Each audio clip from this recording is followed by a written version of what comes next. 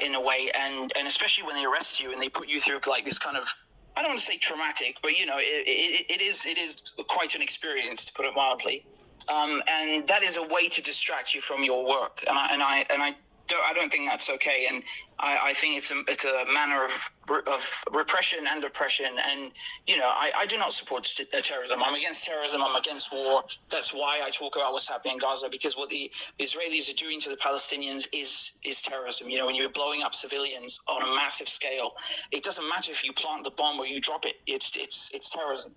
And anyone who kills like fellow human beings, whether it's Hamas or whether it's Israel, we have to speak out against that, because it's just wrong. Exposing civilians like that to mass killing, to mass slaughter is horrific. And that is the real terrorism. It's not me criticizing what's going on that is the terrorism. That's absurd. Killing in general is not okay. Killing women and children is not okay. And the fact that Palestinians, like just 2 weeks ago, they were weighing the dead by kilo. I mean, my goodness, every day there's like some new horror.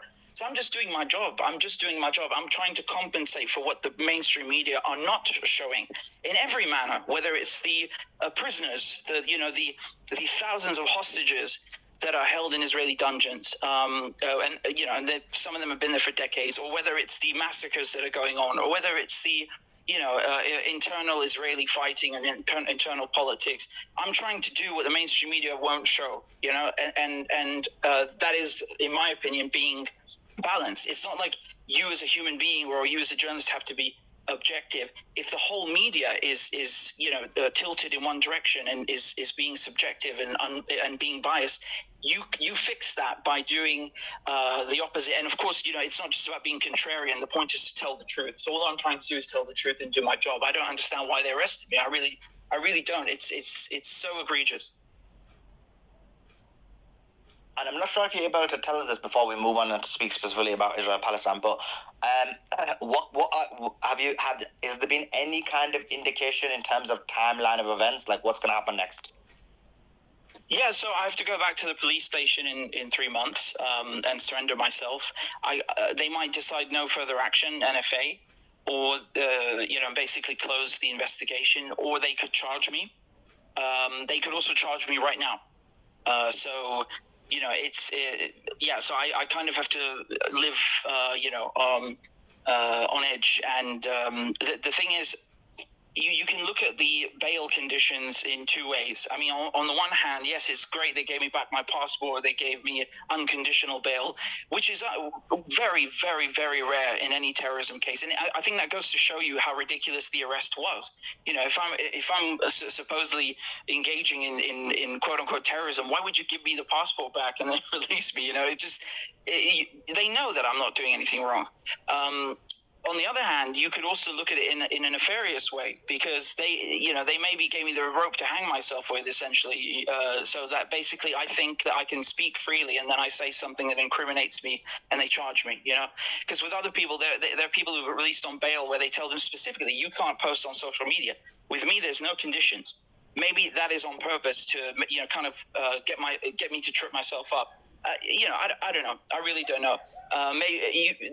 Someone might say that's reading too much into it. Someone might say it's not. But that's what's going on right now. I'm not able to work.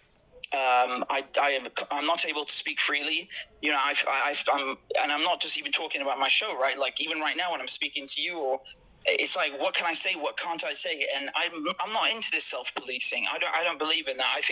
I believe in free speech. I believe in democracy. I believe in the right of journalists to do their jobs. And we need to remember that things like Article 10 of the European Convention on Human Rights, this is part of British law. It is integrated in English common law under the Human Rights Act. So it's not, when they say like Parliament is supreme and all this stuff, yes, I agree with you. So let's implement British law because it's part of it. And I feel like my rights are being taken away, and I'm not being, I'm basically having to self-police, and that's kind of like a win-win for them, isn't it? Right? Like you either shut up or you go to jail.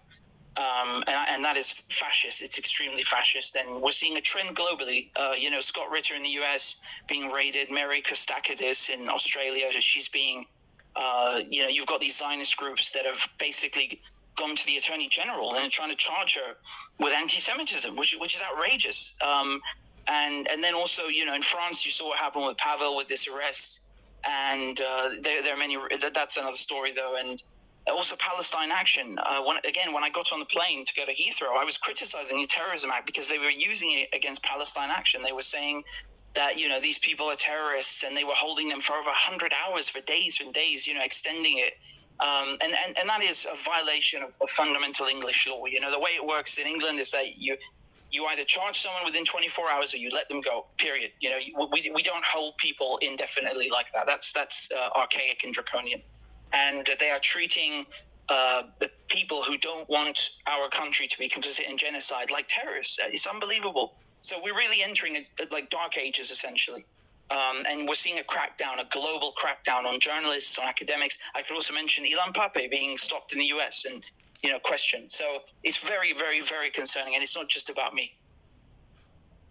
And yeah, that's basically the next question. That when you look at it, you mentioned Mary Costa Kaides in Australia, who is being charged under Section 18 of the Racial Discrimination Act. This is in Australia. Yourself, who was basically held under the Terrorism Act, and actually some aspects of the Terrorism Act, someone can be held for actually 28 days without ever having access to it. Right, yeah.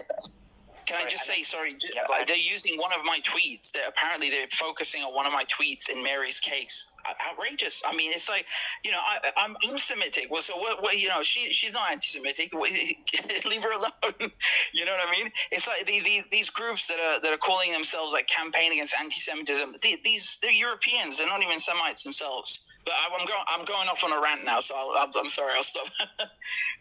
No, okay, that's interesting. So actually, in terms of Mary and her being basically charged in Australia, that was one of your tweets that she retweeted. What was the tweet? I actually don't remember right now, but there's like 100 tweets in total that they've brought to the Attorney General, and there are 2 retweets apparently that they're focused on. One is from me, and the other one is from Nasrallah, but it's not really Nasrallah. It's just someone calling themselves Nasrallah. I don't know if they understood that or not, but yeah. Richard, can I just ask you, so just to clarify, the police at this moment in time are still holding your laptop, your gadgets, your phone, all of that, right? Yeah, and it's outrageous because, not only is it preventing me from working, there are 2 concerns here. It's like, as a private citizen, I don't want my like family photos or something, or Christmas dinner or whatever, in the hands of the police. This has nothing to do with anything. And as a journalist, my sources, my work, things, literally, like I have drafts of things that I've written that they have taken, and now I have to spend money to buy gear that they took from me. They even took my Faraday bag. Can you imagine? Like, they have their own Faraday bag, which they put my phone in, and then they also took mine on top of it, and they took a bunch of microphones. Like, Jesus. And I was speaking to them when they were letting me out of the station. Like, do you really have to take these things? And one of the detectives who questioned me was saying, no, but we can't do anything. And that's not true, because when they arrested me and when they were taking all of my stuff and putting it in evidence bags, they reopened the bags and put the stuff in bigger ones because it was more practical. So they're perfectly capable of opening the bags. And I didn't have any laptops, but they took my phones, they took headphones, microphones, wired, wireless, like stuff that really has nothing to do with anything. It doesn't even have data on it. Like, what are you going to do with it? I mean, it's just really, really aggravating. And like I said, as a journalist and also as a private citizen, and it costs a lot of money to replace. And so now you have to go back in 3 months' time. They haven't put any restrictions in terms of your social media posts. You've given your passport back. I'm assuming you can travel. They have not given you any conditions at all in terms of what you cannot do in the next 3 months. Correct. Yep. Yeah, it would make your mind absolutely boggle, wouldn't it? Thinking, well, why have they done that? And also, why did they do it to you? We have a lot of really good independent journalists in this country who are as high profile as you, but they've done it to you. And I'm wondering if it's because, you know, people have focus areas, whereas you're somebody who's been consistent in speaking out against war, even before this genocide started, consistent against NATO, against the Russia-Ukraine conflict, and I know that the spaces Suleiman's hosted you on previously were all to do with Assange. You know, you're a big voice on the Assange thing, so you mentioned that, right? That it could be that as well. Yeah, I think so, and you know, I think they don't like that. If I may say so, that my analysis and my commentary and my reporting is rooted in international law. It's not like it's not an opinion. You know, when I say these things that they dislike, I'm saying it because it's rooted in international law, and you know, and also from a moral point of view as a human being. I mean, like, you know. Of course, we're going to get angry when we see children and women being slaughtered, and like you said, I've been focused on this stuff for a couple of years now. I mean, like 4 years. I think I started 4 years ago, and yeah, it's just war is horrible. War is really, really, really horrible. I'm against that 100%. I'm against terrorism. That's why I rail about these things. It's because I want diplomacy. It's because I want international law to actually be applied. They're not like just, you know, done with lip service. So maybe that's why, you know, it's maybe, as you said, it's because I've been doing it for so long, and I've been consistent on all kinds of theaters, you know, whether it's we're talking about Syria, we're talking about Palestine or Lebanon or Venezuela or Ukraine, and Yemen. It could be a whole multitude of things, and also that, you know, this is my country. Yeah, it doesn't belong to a bunch of spooks and spies. Okay, I have a right to criticize my government, and I have a right to course correct the government when they're doing things that are, you know, abominations. So yeah, I think they don't like effective speakers, to put it that way. And in terms of support, Richard, since this has happened, I mean, it blew up. When it happened to you, people were completely, and you've mentioned a lot of other countries, right? So Venezuela, you're profound on speaking about that, on Syria. So when this happened to you, it literally took social media by storm. And in the majority, I felt that the people certainly that we were speaking to, and Suleiman spoke to quite a lot of people, as you know, people that you know in common, and they were like, this is just outrageous that they have done this.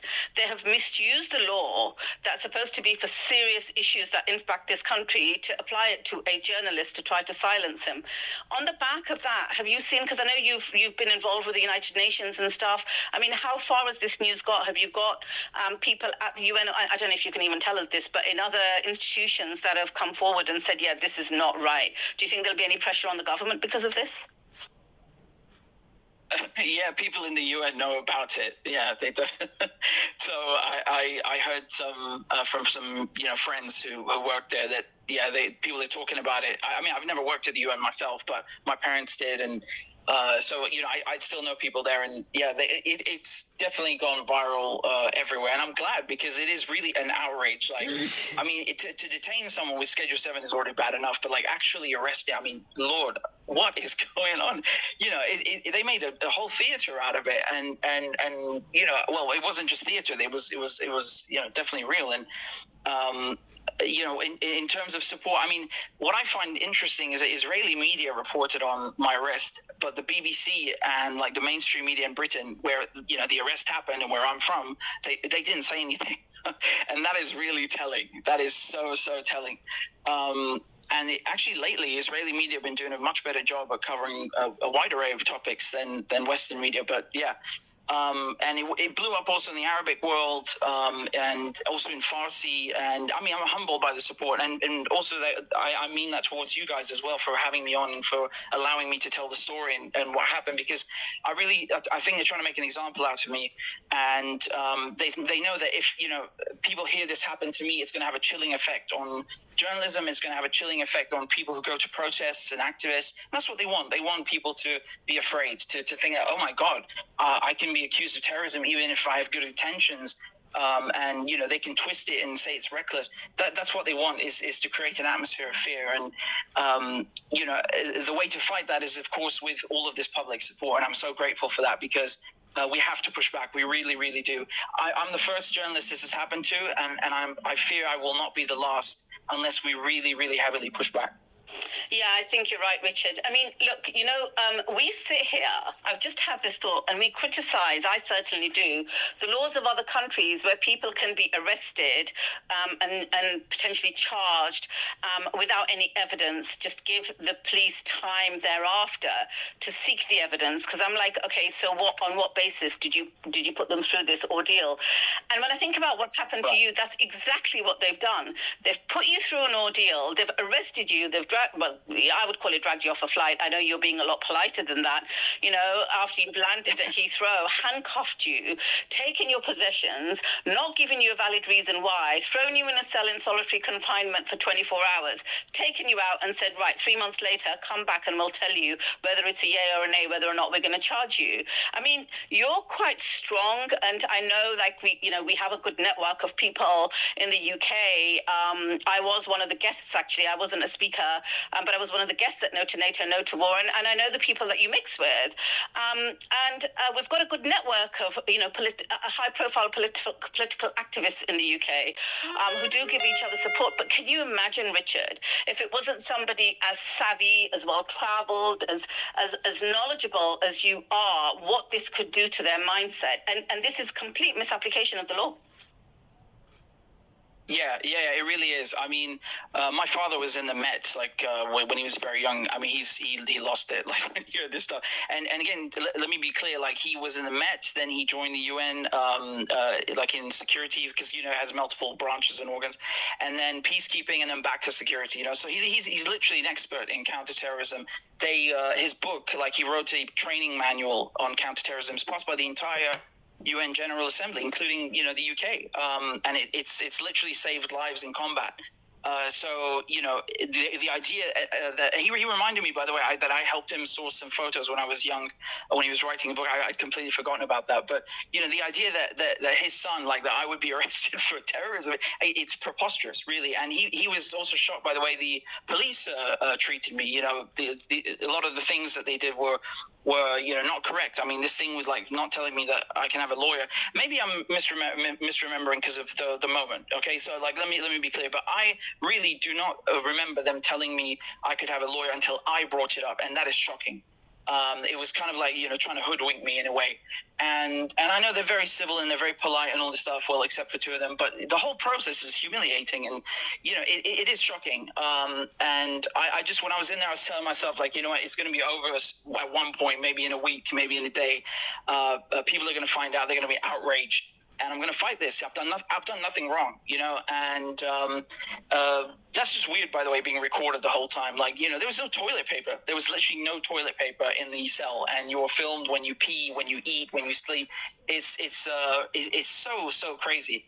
No one should be in those conditions. So when you're talking about how someone else would handle it, I mean, I think everyone is going to process it differently, but yeah, I'm not letting it get to me, because I knew from the second they arrested me. I even told them, I know the tricks, you're trying to dehumanize me and all this stuff. From the second they arrested me, I held my head up high. And I just went along with it, because I know I've done absolutely nothing wrong, and they're the ones that are violating and misapplying the law. And when they searched you several times, I'm assuming they took your personal possessions off you as well, wallet, whatever. Did they give all of that back to you? Did you check it? Because I don't trust them with that either. Was all your money and everything there intact? Yeah, so they took my shoelaces, they took my belt, they took my cross, they searched me like I said, I had to take off my shoes and take off the socks and show them the socks inside out and show them the feet. And that was so just weird, because, I understand if you would do that with someone where you think they have a bomb on them or something, but you're arresting me because of my mouth, right? Apparently I've said things you don't like. So what has that got to do with what's in my shoes, or allegedly in my shoes? It's so ridiculous. And my personal possessions, I mean, I don't trust anything they gave me back. I'm not even the clothes, because I know how, we are very, very good in England at spying on people and, coming up with finicky ways, smart ways of planting devices on them. And this goes back to World War II, so you can only imagine how it is today. I don't trust anything they gave me back. And it's sad because I want my devices back, obviously, because like I said, I've got work on there and things like that. But I don't think I can ever use them again. I mean, even the suitcases may be bugged. And I really do not think that is being paranoid, because with terrorism cases, they give themselves a carte blanche, a blank check. They really do.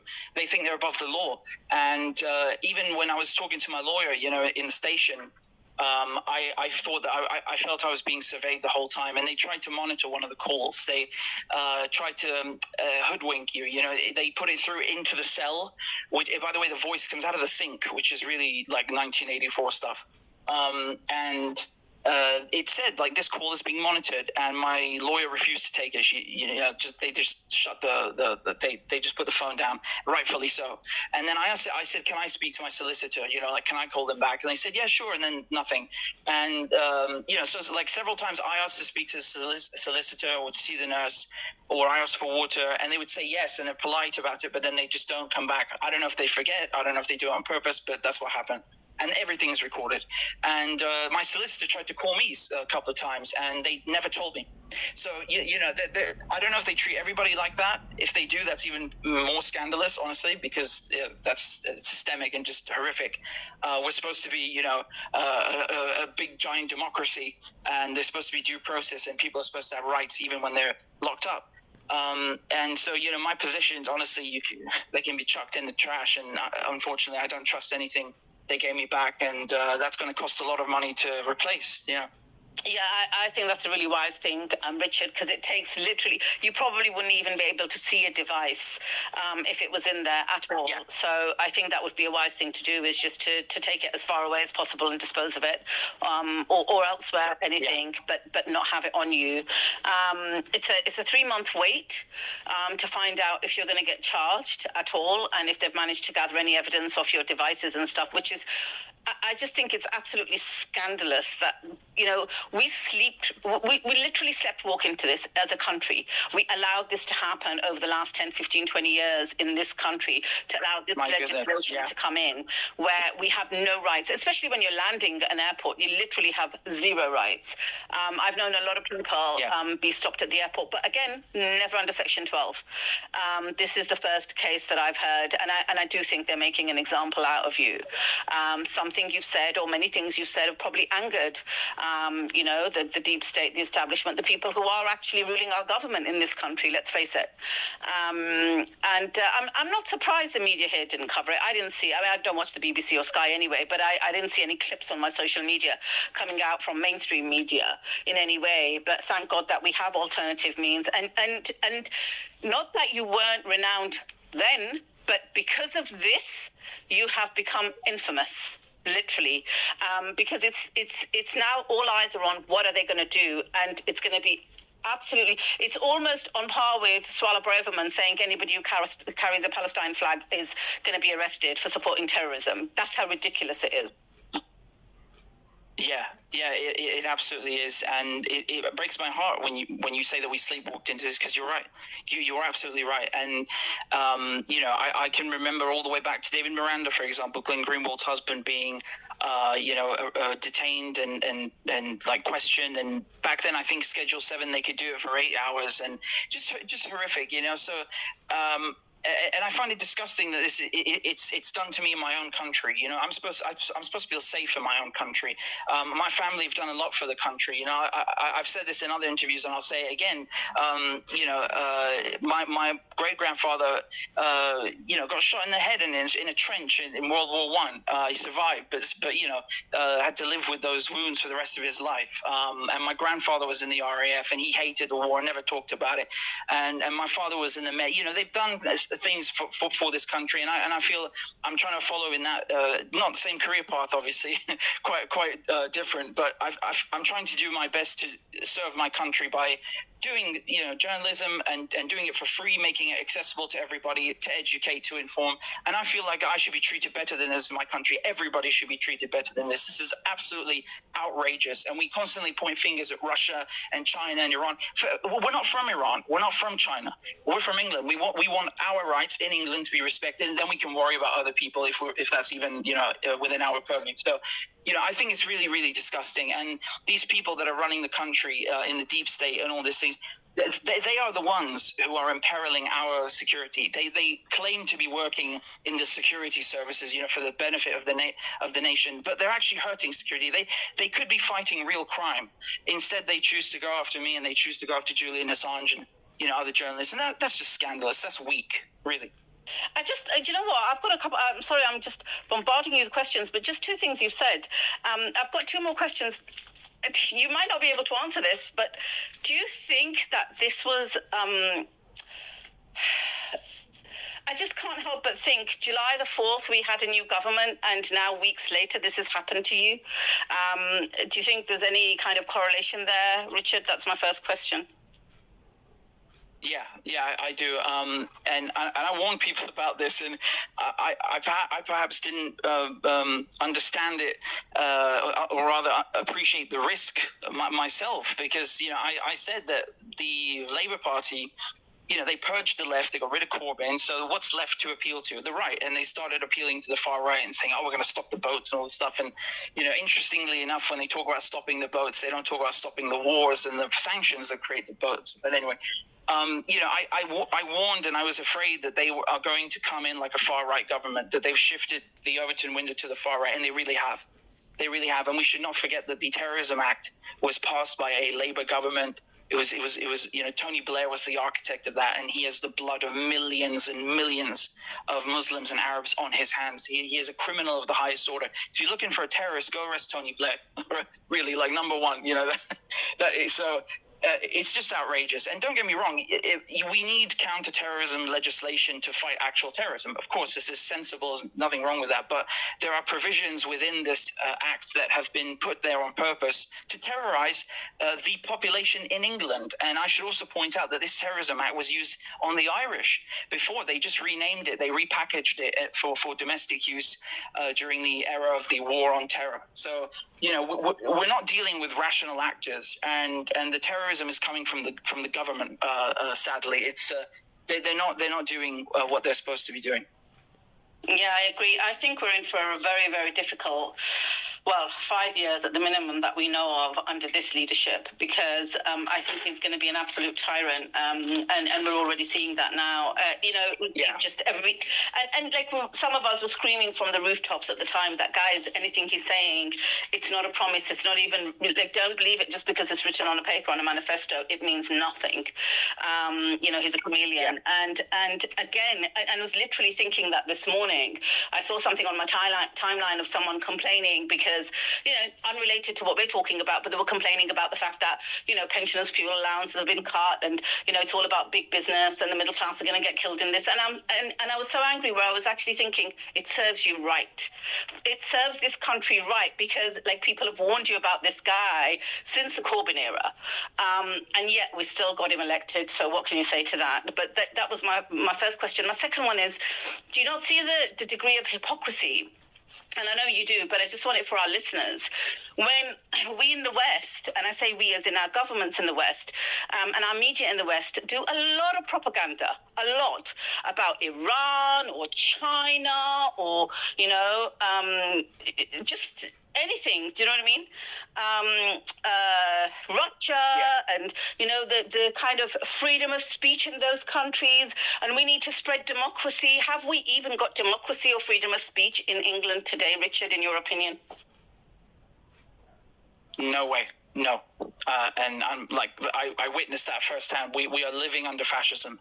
When you're dragging journalists off of planes, 6 police, and handcuffing them and putting them in a cage with wheels and solitary confinement, this is fascism. And I don't throw that word around lightly. I know that some people you use it every second sentence, but, with Trump this and Trump that. And again, I'm not Trump is definitely an issue, but, they dilute the word. It's kind of like with people who keep saying anti-Semitism. this is really fascism. We are entering a dark age, and we do not have democracy in the West. I would not travel to Germany. I would not travel to France right now. I would, really, really think about travel destinations, because if a doctor like Ghassan Abu Sitta, a doctor, a hero, who has done nothing with his hands except fix people and save their lives, is humiliated like that at an airport. I mean, what is the world coming to? Again, don't get me wrong. Like the West was never really, like some utopia or beacon of hope for the whole world. But whatever semblance we had of democracy and freedom of speech is absolutely and utterly being eroded before our very eyes right now. And there is a marked escalation since Starmer took over.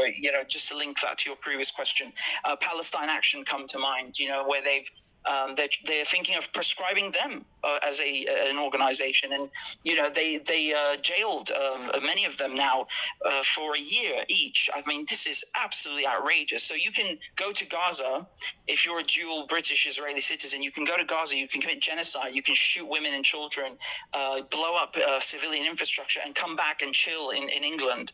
But if you try to engage in civil disobedience and to stop a massive crime, a crime against humanity, you go to prison for terrorism. I mean, this is not normal. We can call it whatever we want. We can call it fascism. We can call it immoral, but it's wrong. It shouldn't be that way. I think we can do better. Most people in England are sane. They're not like the government.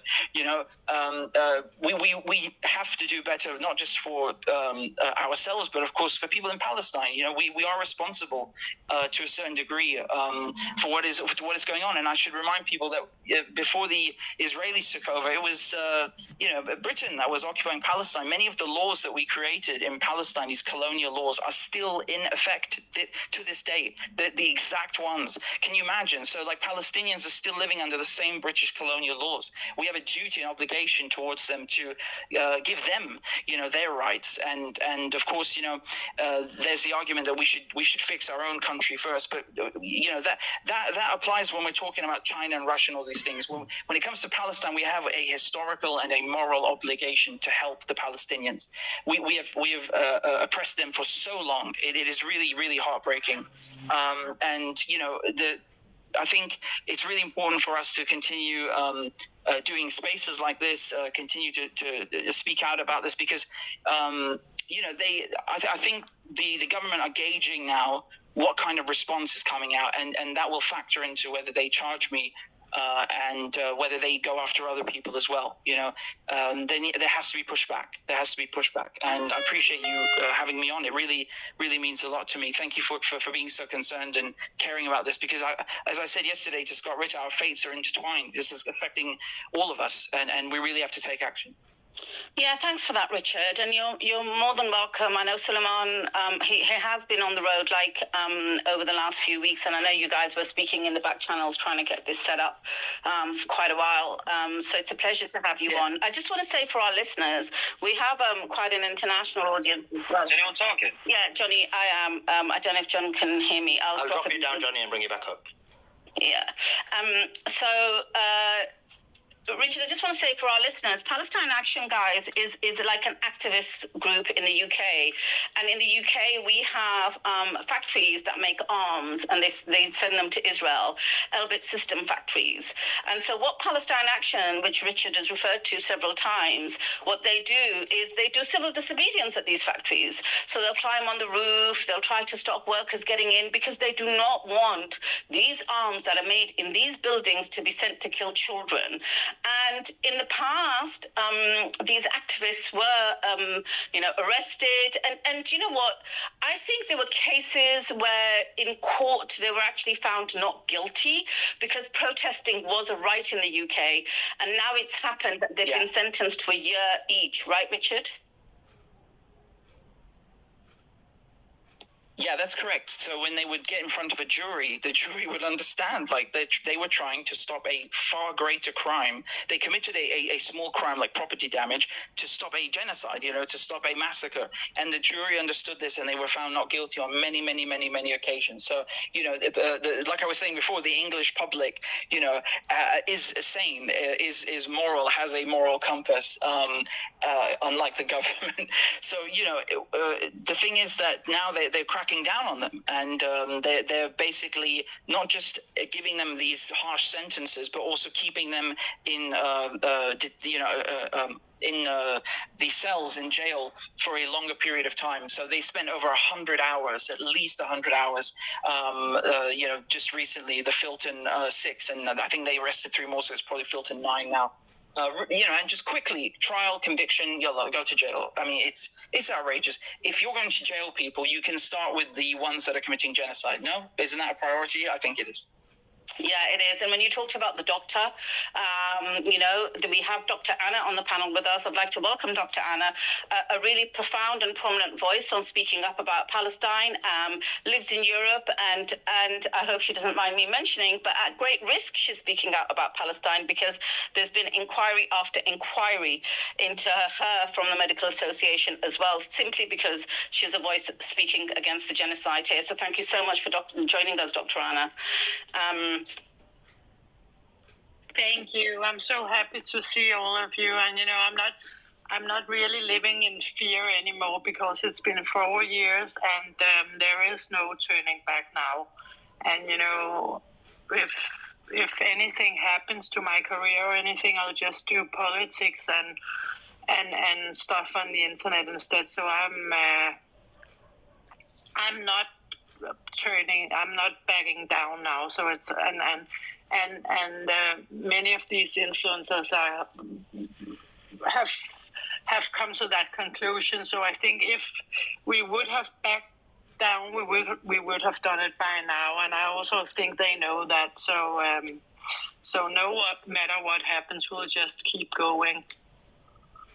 Appreciate that, Dr. Anna. So, yeah, it's so awful still what's going on in Palestine, and it's like people have stopped sharing all of these videos because it's becoming normal, that it's just everyday life in Palestine, and it's going on 1 year now. So, and I feel like some are kind of losing interest in it now, because it has become normal, and we should never allow that to become normal.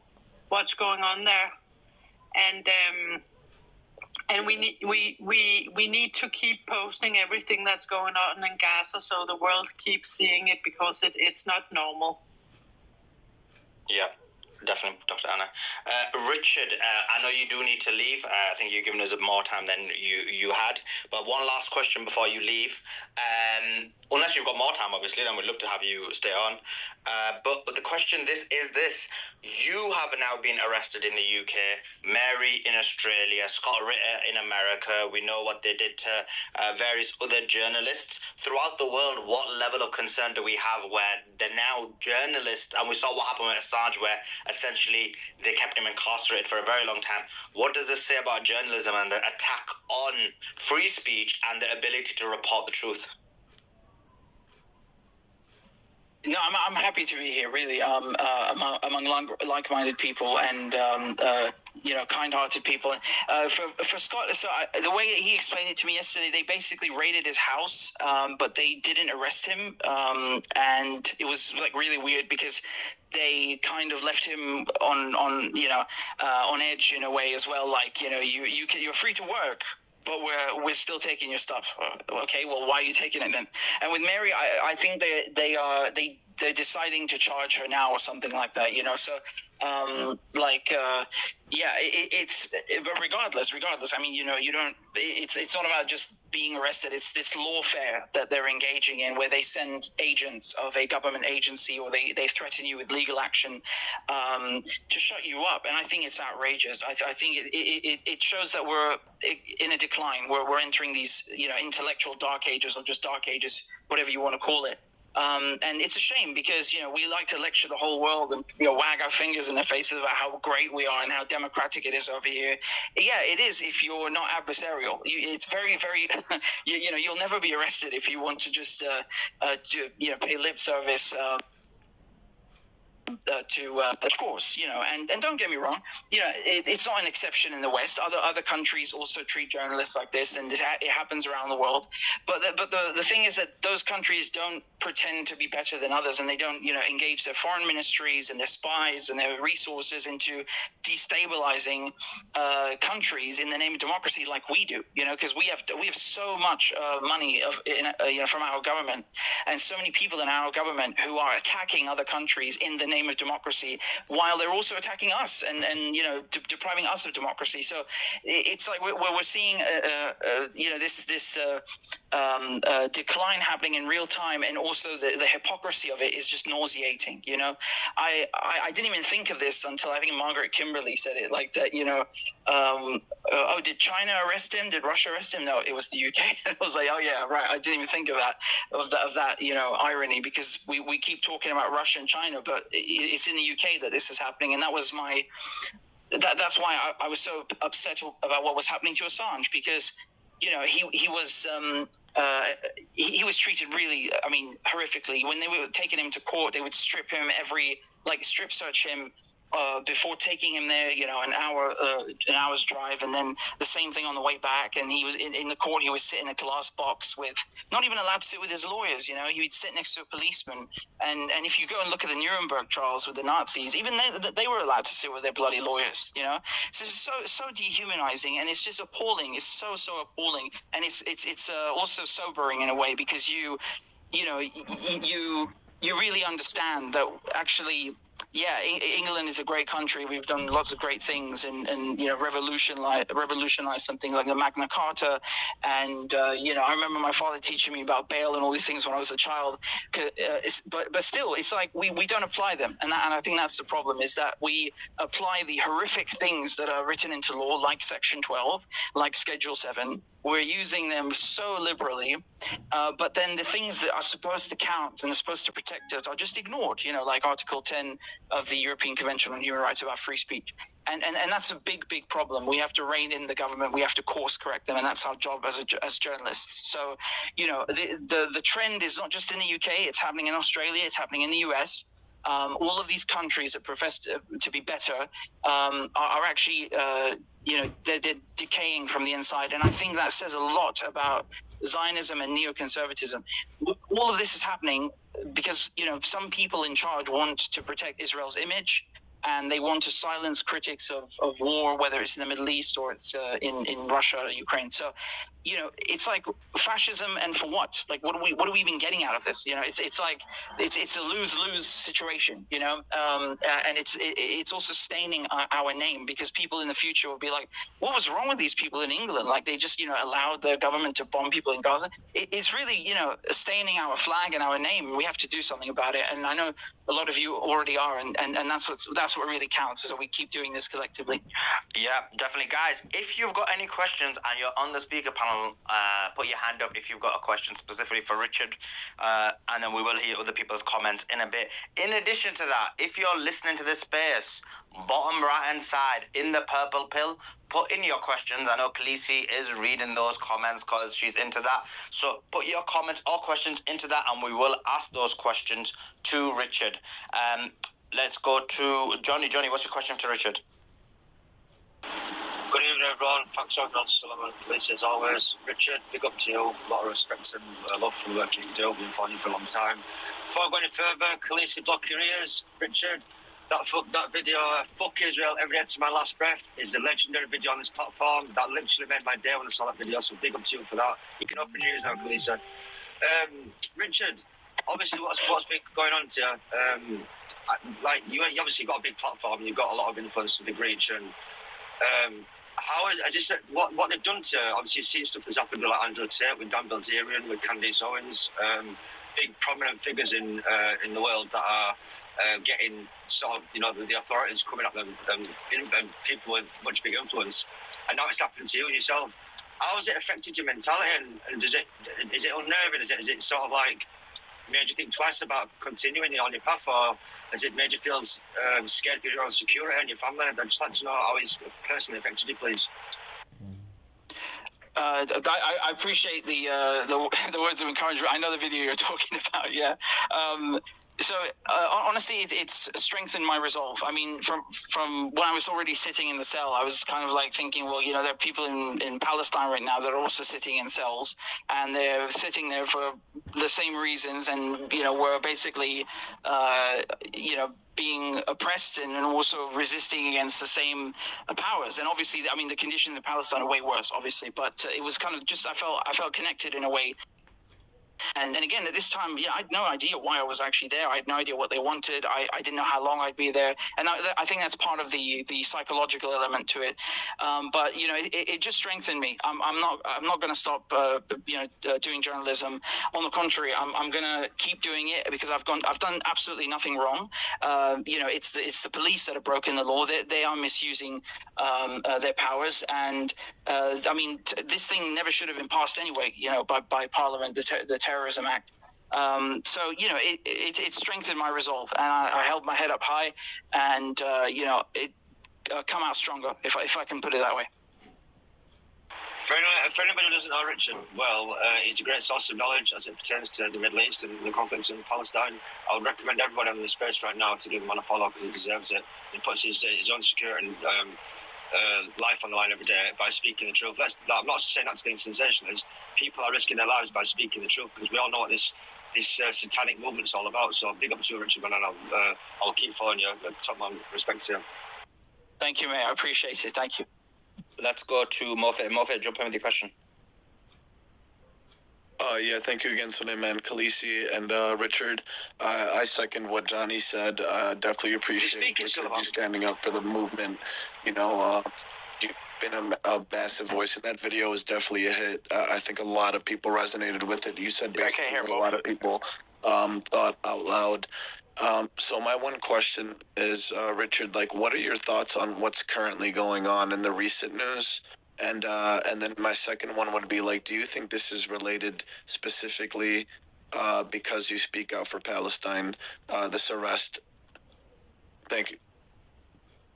Thanks for the question, and it's definitely related to that. So again, I have my suspicions that maybe my reporting on Assange annoyed them and so on, but it's mainly about Palestine, again, I'm completely reject what the police have said and what they've accused me of. I'm against terrorism. I'm anti-war. I'm the opposite of what they're saying. So they know that. They absolutely know that. And that's the problem with this law is that it casts such a wide net. It's like anybody can be a terrorist for saying anything. It's quite loony, honestly. Recent news. I mean, if you're talking about how the situation is now in strategically, if you will, well, that's the thing. I'm afraid if I say anything that makes Israel look bad, that will be considered as me apparently, engaging in terrorism. That's how ridiculous this law is. So yeah, amazing, right? Yeah, and let's go to Prometheus. Prometheus, jump in with your question.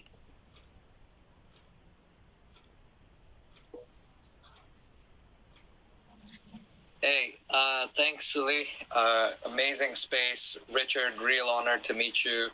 Khaleesi, good to see you. Dr. Hannah, Mofet, lots of good friends here. We are living literally through tyranny, and this is Richard, I believe you represent a landmark case, and we cannot take what just happened to you lightly. I'm so grateful, Sully, that you invited me here. There are ways we can fight back compared to many other nations. I think, although we are facing a very uphill battle, compared to many other nations, we aren't in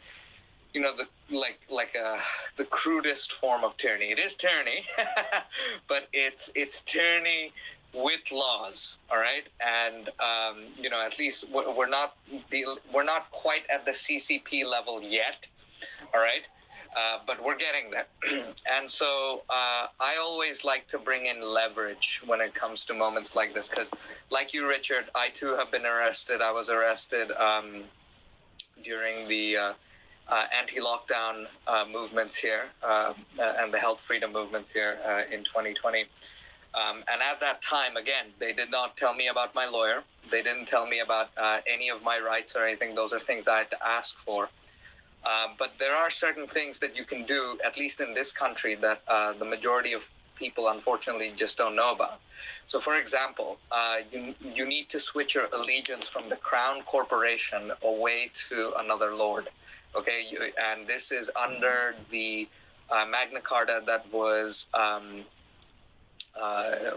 brought back into action in 2001. So Prometheus, yeah, sure. Sorry, without sounding rude, we've got like a lot of people with questions, and Richard. Sure. So we only have Richard for like 30 minutes, so it's still a bit longer. No worries. Richard, so my question to you is, are you familiar with some of these laws where you can actually switch allegiance away from the Crown Corporation and and fight the system that way? Are you familiar with that? No, I'm not, to be honest. But I will say one thing is that a lot of these laws that we think were passed for our benefit were just done to settle disputes between, monarchs and like a bunch of barons who are knights who are upset, and they just happen to to give us like the peasants or something some rights. But no, I'll look into what you just said. It's quite interesting. Absolutely, and just Sully, just a real brief comment here. Yes, that is the case to some degree, but the elites are also very aware of certain divine laws and why it is. That's why they advertise what it is that they do before they do it, right? You look at the 20-pound note, it has a 5G tower with a virus symbol right above it. Thank you, Prometheus. We're literally not going to go to 5G in the tower. Thank you, Prometheus. Thank you so much. Thank you. And not going to go to 5G towers on this space. Suleiman, back to you. Right, let's go to public. Jump in with your question. Just going to add a little bit to the totalitarian law. So in America, they treat mass shooters, rapists, and killers just they offer them to have an attorney. I don't know why I don't know how it works in the UK, but under the anti-terrorism acts, I guess it's different. But I had a just simple question. Prior to this, did you ever spend more than 24 hours in jail or detained? No, never been arrested in my life before this. I don't have a criminal record. Nothing. So yeah, it was just a simple question. I just wanted to know, so you've lived generally like a clean life, like you don't break laws or none of that stuff, correct? Yeah, I mean it's quite the jump to have like a clean sheet and then suddenly be arrested for terrorism, isn't it? And as a journalist, I mean, I still can't believe it myself, honestly. Yeah, and so that's what I'm in shock about. Like somebody that's never been spent a day in jail or arrested or charged or whatever, to be questioned or detained under anti-terrorism laws because you observe and report. It is, I guess, we're going into dark times, and somebody said we should just pay more attention to this, and I think we should too. And again, Richard, thank you for what you do, and thanks for hanging out with us in this space. Thank you. I appreciate it very much. Thank you. Let's go to Ben. Ben, jump in with your question. Oh, thank you. Just first of all, I just want to say, Richard, I have so much love and respect for people like you because you are one of the reasons why the world is waking up because of what you publish. And I genuinely love that. And I wish I have that strength to do and to be vocal as yourself. My question is probably very bizarre because I've seen in one of your tweets where you said the Zionists, not Arab, but Zionist leaders, UAE, Saudi Arabia, Jordan, Egypt, Morocco, they could stop this slaughter in 1 minute. Like, why Morocco? I understand the others, but I don't understand why Morocco. Well, Morocco, they've been allowing Israeli warships to dock in Tangiers, for example, and resupply. So that's one thing. They've also been buying they did a spy satellite deal a few months ago as well, and I think they were also customers of Pegasus, this Israeli hacking cyber weapon basically. So they basically normalized ties with Israel in exchange for the United States recognizing Morocco's sovereignty over the Western Sahara. So they're behaving the same way that Saudi Arabia behave, where they're kind of like they have economic ties and it's all under the table, but it's also so scandalous that it's almost overt, but not officially 100% normalized ties. So they recently allowed a warship to dock. I mean, it's just outrageous. People in Morocco were fuming, and even Spain said no. So can you imagine Spain told the Israelis go away, and then Morocco, an Arab country, says, oh, it's okay, you can come and dock and resupply before you go off and kill Palestinians. I mean, really just awful. All right, thank you. I did not know that. But yeah, thank you very much. I was just, the question was really like, what could Morocco do? The people in Morocco, people all across the Arab world have the same position. They're pro-Palestine. It's just like this handful of leaders that you could fit in one room that are, betraying them. Yeah. I agree. And just one more thing I want to say. I do really feel what you felt today after the arrest, because since I've been vocal about Palestine, I've been stopped the last 3 times going back to the UK, like twice in Heathrow and one in Gatwick. And when I asked why me, it was all... was I mute? Can you hear me? Yeah, you broke off for a few seconds. Yeah, I can hear you. Yeah, so I've been stopped twice in Heathrow and one in Gatwick. And whenever I ask why was it me, what did I do? The answer always was it was a random check. But I could tell that it wasn't random. I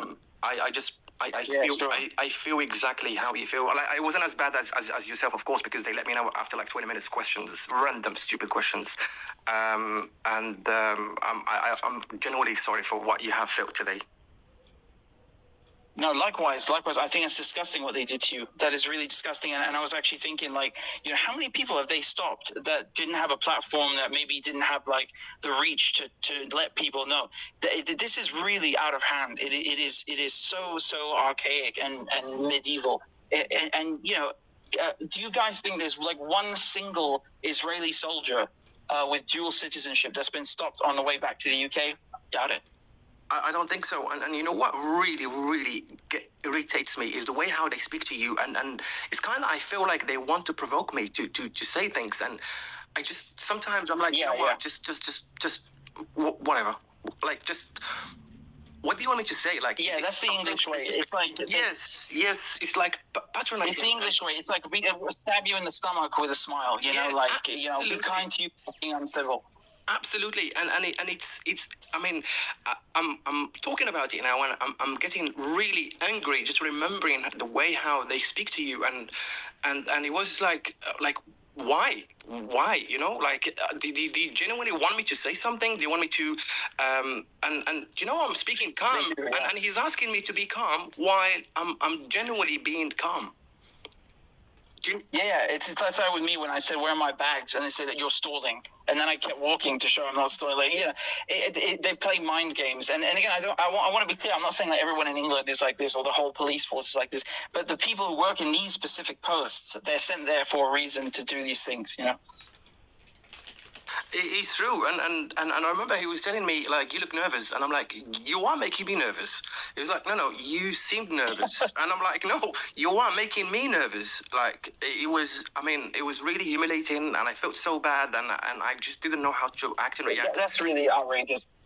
Yeah, and the third time, I genuinely just sat there and I was like, I know what's going on now. Like, just give me the questions, seize my passport, check my bags, and just let me go. And that's exactly what happened. Yeah, I was like at a point where I told I was thinking to myself, like, I'll give you the phone passwords if I can have the phones back, because you're basically going to have me walk out the station now at Heathrow, and I've got no way to contact anyone, and you've already forbidden me from contacting my family during the last 24 hours. So I've got nothing to hide anyway. But obviously I had half a mind to do it, not like I wasn't really 100% gonna do that, and they wouldn't have given them back anyway, right? So it's like a lose-lose. They would take the passwords, and you're getting the phones back the same day anyway. So, just to relate to what you just said, where it's like, let's just get on with it. And I even told them when they were booking me, like, when are you going to question me? Can we just, start? You don't have to put me in a funny cell. So Richard, just very quickly, if you had family, as in I'm talking wife, kids and staff or dependents, they didn't allow you to call them. You're landing at a certain time, assuming you live in London, and I'm assuming it happened at Heathrow. I don't know which airport it was. But your family would be expecting you home, and then the whole day goes by, the whole night goes by, and it's the next day, and they still don't know what's happened to you because nobody's informed them. Is that what you're telling me? So, what happened is I asked several times, like even from the moment they arrested, like, can I arrest me? Can I talk to my family or just tell them? And they like snatched my phone away and all this stuff. And the whole time they told me several times, like, your calls are withheld because of the nature of the offense. So you cannot talk to a family member, you cannot phone a friend, nothing. The only thing I was able to do was give them names of lawyers that I wanted them, to represent me, and then wait for them to call the lawyer, and then I could speak to the lawyer, And again, just to be clear, like, when you're being told you're not allowed to speak to anyone, and you have to ask 50 million times for one cup of water that you get hours later, you're not really hopeful that they're actually going to call a lawyer. And I had to ask several times, like, did you actually call one? Like, can you just tell me if you did? I asked, like, I don't know, 3-4 different guards. So I don't know how many hours it took, but I felt like I'm in a legal black hole, like, because it's a terrorism accusation, they can do whatever they want. They don't even, like, I've got no rights or whatever. So yeah, my family like did find out, but it was quite late. And, again, I was not allowed to speak to them. And, the lawyer that I was talking to basically had to contact them, and that's it. There was no other way to speak to my family. So yeah, and then they took my phone, so I couldn't speak to them for like another day or something. Did you get a duty solicitor, or were you able to give them a name of somebody you knew? No, I had a couple of lawyers in mind, which is like I didn't know their numbers or anything, and I was like, Christ, I hope they're actually going to find these people, like get their things. They probably have a registry or something. So yeah, I got a good lawyer, and I'm okay on that end. But it's still like they have this whole thing hanging over my head. So Yeah, absolutely astonishing, actually. I just cannot emphasize, Richard. I just think the timing of this that's happened a month and a couple of weeks after we've got a new government. We're coming up to a year of genocide. I understand some of the prominent Palestinian campaign groups in the UK have said they're not going to do anything on the year mark. They'll do something towards the end of October or another time. I was reading some posts today. I think there's going to be a massive crackdown here as the genocide continues, which is just horrific. I don't know what to say. I'll pass it to you, Suleiman. We'll go to Joa, actually. Joa, go ahead. Thanks for joining. Hey, thank you. Richard, first off, thanks. I think you've been incredibly helpful in letting people know what's going on. The competing trade routes is something I posted about, and you made a video the same day, and your format is way more effective than I could ever be. So I do appreciate it. I do travel a lot, and I don't know if you were traveling before. And I had a question because I've been targeted. I've had what they thought was my job, not realizing I was the owner, saying I was saying things that didn't happen, like celebrating the beheading of babies and things of that nature. I've had a CIA agent threaten me and multiple things. And lately, as of, I'd say the last 2 months, I travel almost every 2 weeks. I'm in a different city. And lately, I get my bag searched every single time. And it's something that didn't happen before. But now it's happening every time. And I've asked why. And I go, oh, it's random. But when it's like 6 times that it's been random, it's not it's no longer just a coincidence. So I'm wondering, have you been traveling? Have you noticed difference when you've been traveling? Just to help out other people that might be targeted here. Yeah, that's definitely not random what they're doing to you, and I'm sorry to hear that. Yeah, it's again, it's like dehumanizing and humiliating, and I mean, what is weird when I would try to check in the flight, it didn't work. Like, and I mean, I've filled up like multiple passports already, so you know, the last 2 flights, same exact thing. I wasn't able to check in. Yeah, really weird. Like I tried and I waited hours and then I tried again and then like suddenly I was able to do it through like it was obviously the official site of the airline and everything, but it looked kind of like it was for employees, you know, like it was really like an ugly plain system, you know, that you would see on administrative computers. So yeah, I don't know if that was anything to do with it. I had to look around, honestly. Okay. I was like, they sent me and said, don't use that link. You have to use this one, and that's okay. But yeah, that might be an indicator of something. And it's interesting. You also had the same experience, and I've never had trouble checking in to a flight like that before. But you know, maybe it's they put you on a list and then it causes a glitch. I'm nowhere near. Because I can't imagine them warning you that way. You know, I'm nowhere near your guy's size. But the problem is I go a lot into the Zionist spaces to debate them. So I kind of make myself a big voice in their spaces. Do you know what I mean? So I wind up getting targeted because of that.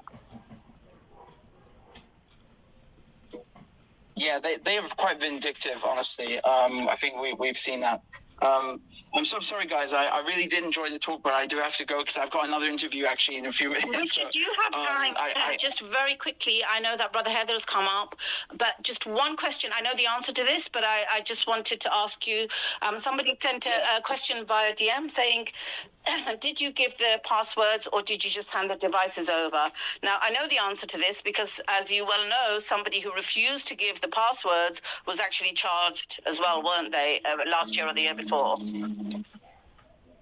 So, I mean, I certainly didn't give them the devices. They snatched one out of my hand, and then they took the other one, and they took all of my journalistic equipment, everything, you know. So, like, you know, really, you can't work. Like, and with Section 12, it's different from Schedule 7. They do not ask for your passwords on the spot.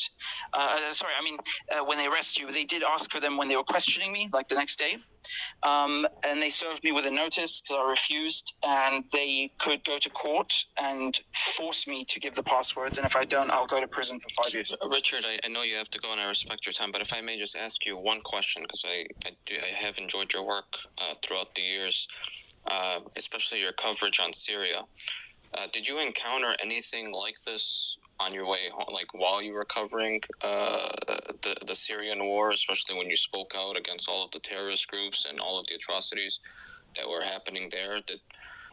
Did you encounter anything? No, none. So, never been treated like this in my life. I've been through a million airports, and I've never, ever been like. I mean, you know, it's funny. You just reminded me when I landed in London. I think this was in 2014.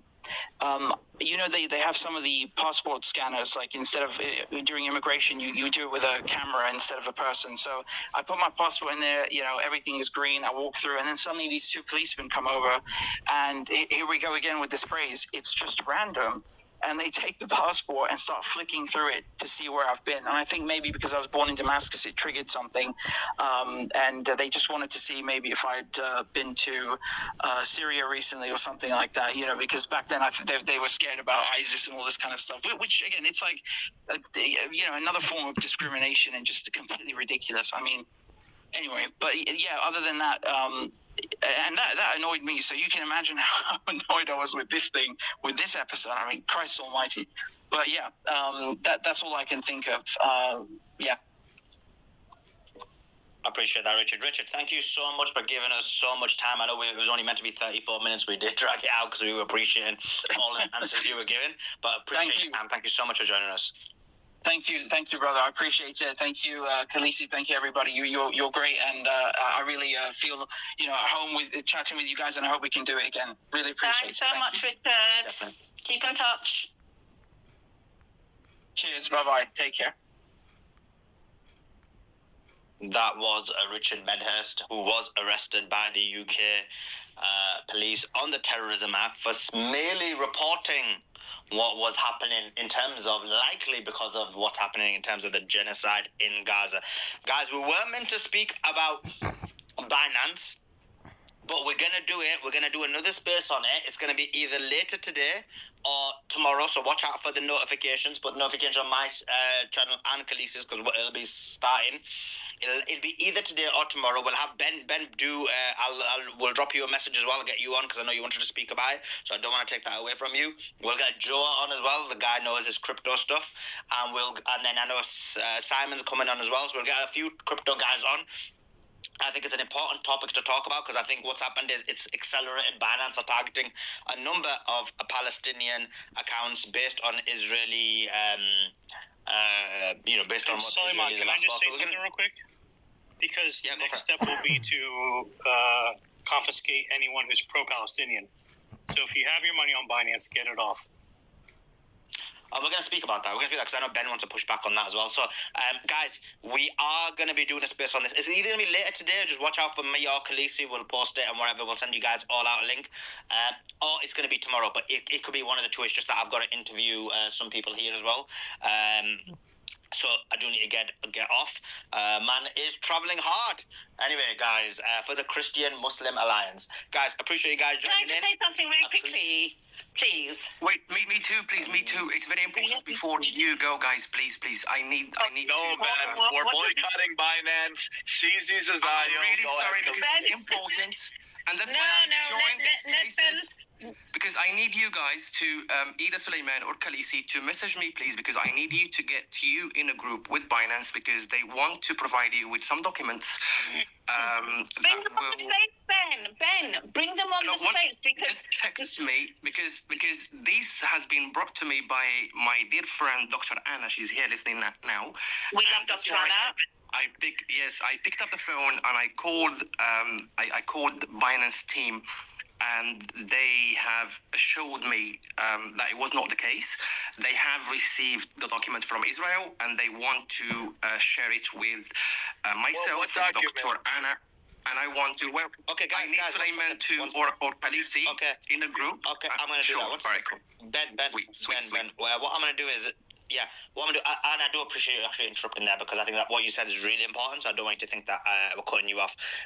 It's only because I'm in Las Vegas and I've literally got some important meetings to have with some people, which I think is very important in terms of the Muslim-Christian alliance. So, so that's the only reason I'm cutting the space off. But in terms of what you said... Suli, give me 2 seconds. I just want to say that Ben is extremely pro-Palestine, and I spoke to him just a short while ago, and like he said to me, if they were doing this against Palestinians, I would be the first to lead the boycott against them, and I feel the same. So let's give these guys a chance. We know that Israel is terrorists that are blackmailing everyone.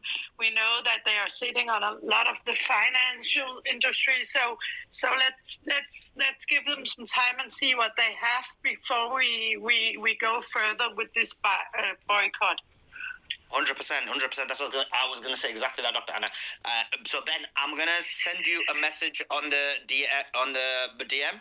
Set that group up with me, you, and Binance. We'll get them on the space. We'll get Simon Dixon on. We'll get Joe on. I gotta be on there too, so man. More fit as well. You know this is crypto. 100%. More. Come on, G. You don't even need an invite, bro. You're the OG. So, guys, make sure... so, Ben, I'll drop you that message. I don't want you to think I'm cutting you off. I just want to do a full space on this. I think it's more important than I realized. I was only going to do a quick 5, 10, 15 minutes on it. So, it's going to be either later today or it'll be tomorrow. I'm going to arrange it with Ben, Simon Dixon, Joe, Mofit, various others. And we'll get a huge... Dr. Anna, we'll get a huge space going on it and find out the reality of the situation, because we're not here to propagate. And if Binance aren't doing that, they're brilliant. That's what we want. We want, if they're going to give us their word, if they're going to provide us evidence that they're not doing that, this is exactly what we want. We don't want to just attack a company. If they're going to give us what we want, that's what we're all about. That's why we're here. So, anyway, Ben, I'm just going to drop you a message right now, just so, because I might forget. He will forget.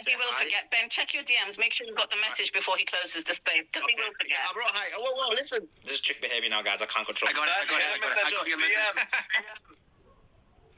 So, guys, appreciate guys. Anyway, yeah, so I sent him, I wrote hi. So, guys, Listen, I'm a man of the people. Man's literally high flying in Vegas, literally for the Christian Muslim Alliance full on takeover. Huge things are coming. You don't know what we're ready for. Much love to all my Muslim and Christian brothers here. We've had lots of great meetings and they'll be continuing to happen throughout the week. But appreciate you guys joining in.